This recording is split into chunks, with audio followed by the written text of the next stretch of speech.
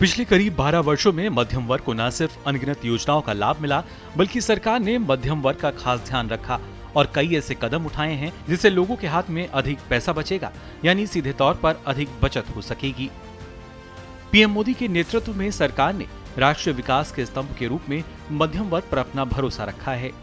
चाहे वह शून्य कर के लिए आय सीमा बढ़ाना हो, सरल कर व्यवस्था शुरू करना हो, या रिटर्न दाखिल करने की प्रक्रिया पहले से कहीं ज्यादा आसान बनाना हो, या टीडीएस पर मिली छूट हो, या फिर जीएसटी सुधारों के जरिए मध्यम वर्ग का जीवन सुगम बनाना हो।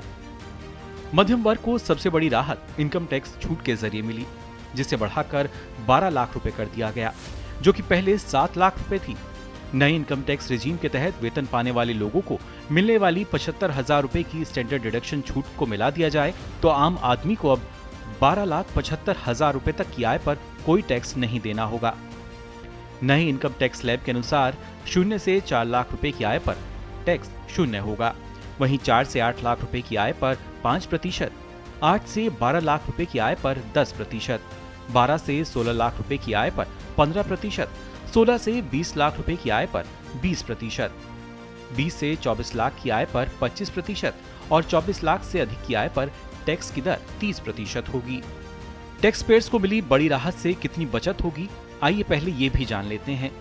इनकम टैक्स में कटौती होने से 12 लाख रुपए की आय पर 80,000 रुपए, 18 लाख रुपए की आय पर 70,000 रुपए, 20 लाख की आय पर 90,000 रुपए और 24 लाख रुपए की आय पर करीब 1,10,000 रुपए की बचत होगी। 11 वर्षों में आयकर रिटर्न दाखिल करने वालों की संख्या में रिकॉर्ड वृद्धि दर्ज की गई है।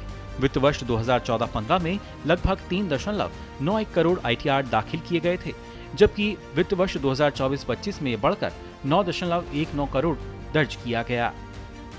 डिजिटल टैक्स प्रणाली को आसान फाइलिंग प्रक्रिया से करदाताओं की संख्या में तेज वृद्धि हुई है। इसके साथ ही 1 अप्रैल 2026 से देश के डायरेक्ट टैक्स सिस्टम में बड़ा बदलाव किया गया। नया आयकर अधिनियम 2025 लागू होने के बाद 60 साल पुराने 1961 के कानून की उसने जगह ली, जिसमें नियमों, शब्दावली और टैक्स व्यवस्था में कई बदलाव किए गए हैं। नए सिस्टम में सबसे बड़ा बदलाव ये है कि अब फाइनेंशियल ईयर और असेसमेंट ईयर की जगह एक ही टैक्स ईयर होगा। इससे टैक्स फाइलिंग प्रक्रिया आसान होने और लोगों को ज्यादा स्पष्टता मिलने की उम्मीद है। इसके अलावा इनकम टैक्स रिटर्न फाइल करने की समय सीमा में भी बदलाव किया गया है। इसके साथ ही किराए पर टीडीएस की वार्षिक सीमा को 2,40,000 रुपए से बढ़ाकर 6 लाख रुपए कर दिया गया है। 60 वर्ष से अधिक उम्र के नागरिकों के लिए ब्याज पर कर कटौती की सीमा को बढ़ाकर 1 लाख रुपए कर दिया गया, जो कि पहले 50,000 रुपए थी।